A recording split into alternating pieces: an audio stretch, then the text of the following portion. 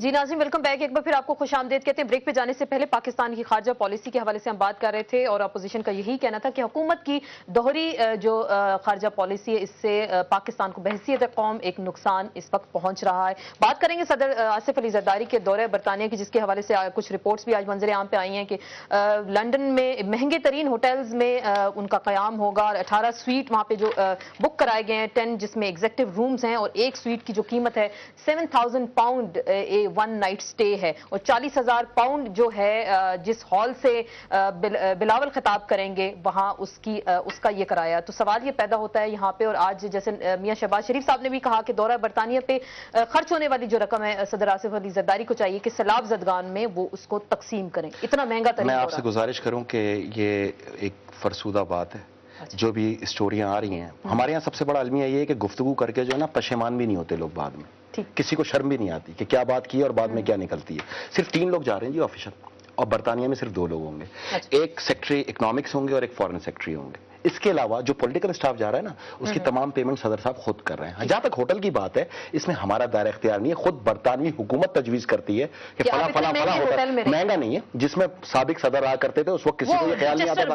वो सबसे महंगा है, वो तो सबसे महंगा है। उसमें 60 आदमी लेके जाते थे सरकारी, और A310 जाया करता था पाकिस्तान से। अभी सैलाब आया, इतना खर्चा। देखिए मेरी बात सुनिए, एक सेल कायम हो गया। ये दौरे पहले किए, 4 महीने पहले जो है प्लान किए जाते हैं। मैं आपको ये बताऊं, चाहे फ्रांस का था चाहे वहां का था, और यहाँ पूरी तंजीम मौजूद है ना। वज़ीर आज़म पाकिस्तान साहब भी मौजूद है, यहाँ चीफ एग्जीक्यूटिव हैं, और तमाम सूबाई हुकूमतों में भी मौजूद है। बिल्कुल उसको लुक आफ्टर कर रहे हैं, पूरी तंजीम शाना बशाना काम कर रही है। ऐसी बात मिनिस्टर्स हमने सुना, खुर्शीद शाह गए, कमरुज़्ज़मान कायरा गए, अपने खर्चे पे गए। मैं आपसे कह रहा हूँ कि 4 पॉलिटिकल स्टाफ प्रेसिडेंट हाउस से भी गए। तो बाकी सारे अपने खर्चे वो जरदारी साहब उनका खर्चा बर्दाश्त कर रहे हैं। वो पीपल्स पार्टी देगी। पीपल्स पार्टी देगी। अच्छा ना होता कि 40,000 पाउंड अभी खिताब ना होता, वो आप इसको इससे नथी ना करें। अच्छा ना होता कि मैं ये टी शर्ट पहने बगैर ही आ जाता। अब ये जरूरत होती है, इसको तो इस तरह नहीं करें ना। बहुत ज्यादा जरूरत है। देखिए मेरी बात, इस तरह माजी में यही ऐसी टी शर्ट पहन के एक सरबराह मुमलिकत जाके शाहरुख खान की तरह वहां पे बयान देके आता था। वो 310 लेके जाया करता था 60 आदमियों के साथ, कभी कोई नहीं बोला। आज ये गुफ्तगू इस तरह की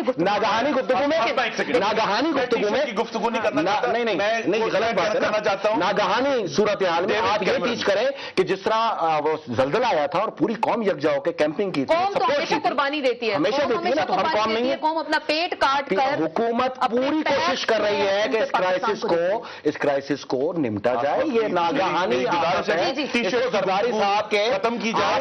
हमें बात करनी है जो फेलियर है पाकिस्तान की फॉरेन पॉलिसी का, और एक फेलियर जिसके ऊपर कम नोटिस हुआ वो ये है कि डेविड कैमरन ने इंडिया से जो मुआहदे किए हैं उनमें से $34 करोड़ के मुआहदे सिविलियन न्यूक्लियर इक्विपमेंट जो इंडिया को दिया जा रहा है उसके हैं।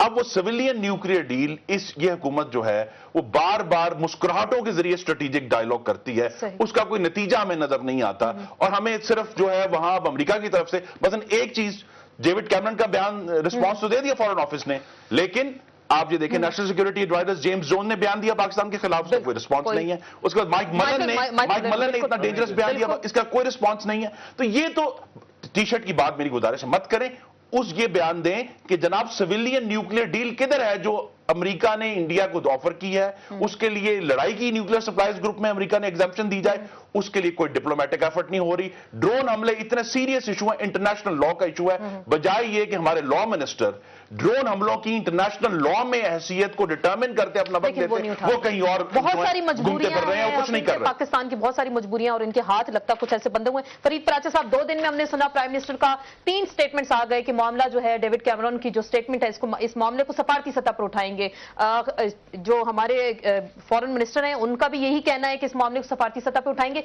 ये उठाएंगे, बात करेंगे, होगी, ये होगा क्या और कब होगा? कहते हैं ना कि ना खंजर उठेगा ना तलवार, इनसे ये बाजू मेरे आजमाए हुए हैं। कौम ने इनको देखा हुआ है, इनके अंदर कितनी जुर्रत है, इनकी रीढ़ की हड्डी कितनी कायम है, ये कितना अमरीकियों के सामने बोल सकते हैं, इनके कितने मफादात उनके साथ वाबस्ता है। ये तो कौम को कहना शुरू कर देते हैं कि लोगों को शर्म नहीं आती, यानी जाली डिग्रियों वालों को शर्म नहीं आती, उन लोगों को शर्म नहीं आती कि जो उन्होंने इस कौम की दौलत को लूटा है और जिन्होंने NRO किया है उनको शर्म नहीं आती। ये कौम को कह देते हैं या मीडिया को कह देते हैं कि उन्हें शर्म नहीं आती। गुजारिश ये है कि जो कुछ आबदी साहब ने यहाँ फरमाया है, जब ये परवेज मुशर्रफ के साथ मुआहदे कर रहे थे, हम यहाँ मिलियन मार्च कर रहे थे, हम रैलियां निकाल रहे थे, हम मारे खा रहे थे, हम जेलों में जा रहे थे, पाकिस्तान की तारीख गवाह है कि यहाँ पर परवेज मुशर्रफ की मुखालफत और सड़कों और शाहराहों पे आकर वो जमात इस्लामी ने की थी, और हमने अपना इलेक्शन छोड़ दिया। ये बिल्कुल 2008 का बाइकाट किया इलेक्शन का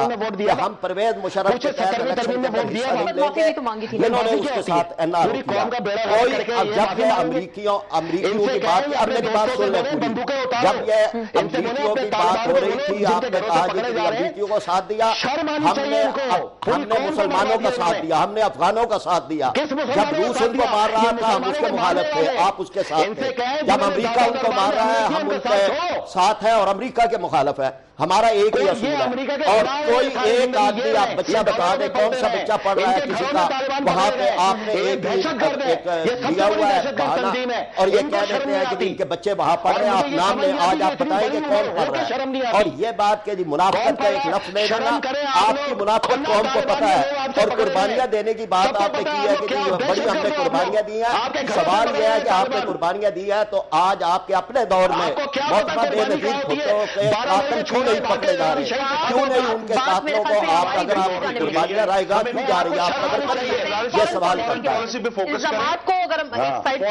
दुनिया जानती है अमरीकी डॉलरों पे परवान चढ़े और आसमां देखिए, ना दुनिया जानती है, ना सिविलियन न्यूक्लियर डील हासिल कर पाए, मेरी बात, ना यूरोपियन यूनियन में बात की जा रही है ना, यूरोपियन यूनियन रिजेक्ट कर दिया। ये जो रिपोर्ट्स आई हैं इतनी खुल गई कर रहे हैं, तो प्लीज कश्मीर का मामला बिल्कुल दब चुका है। उस पे तो इंग्लैंड ने कह दिया कि हम साल से लिए तैयार नहीं है। और अगर आखिरी कोई कसर रह गई थी तो अफगान ट्रांजिट ट्रेड ने पूरी कर दी है कि हिलरी क्लिंटन ने सर पर खड़े होकर दस्तखत करवाए हैं। मुस्कुराहटें नहीं चाहिए, मुल्क को रीढ़ की हड्डी चाहिए। मुस्कुराहट उस वक्त भी मिलती थी जब आप हमें जेलों में तुरा करते थे। ये एनआरओ की जिसकी बात कर रहे हैं आप ही लोग का तो कारनामा है, सारी जिंदगी सीओडी करते हुए माफिया मांग के कहा के झूठे केस बनाए, और आज आप लोग डिस्कस एनआरओ के लिए डील पूछे ना, तमाम केसेस माफी मांग के तो सीओडी साइन किया था। और सीओडी क्या है, पाकिस्तान सीओडी क्या है, अपनी जान बचाने के लिए सारे कहीं ये सारे के झूठे साबित होंगे, हम कहा जाएंगे। और लेकर जाने सवाल आपसे कर रहे हैं, ये क्या है फॉरेन पॉलिसी। मेरी बात सुने ना, फॉरेन पॉलिसी पे आ जाए, कभी एनआरओ चले जाते तो बात कर लो एनआरओ पे खुल के।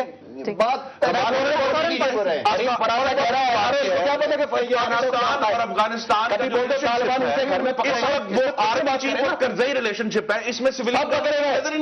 लाहौर के अंदर कितने पकड़े गए? सूबा सरहद का नाजिम कहाँ है आपका? पख्तूनख्वा खैबर का आपका नाजिम किधर है? आपसे मेरा सवाल, मैंने ये कहा कि आपने कहा है कि इनके घरों से पकड़े गए, आप नाम बताएं किसके घर से पकड़े गए। देखिए ये बात इल्जाम लगा देने आसान बात होती है। पकड़े गए, मंसूरों से पकड़े गए। से विरते हैरत में मैं गाप हूं कि आप लोग आपस के अंदर उलझ जाते हैं, और जो प्रोग्राम है उसको आप प्रोग्राम में आना नहीं रहा करो ना मेरे भाई, तो मैं वही बात करूंगा ना। पॉलिसी का हम जिक्र कर लेते हैं।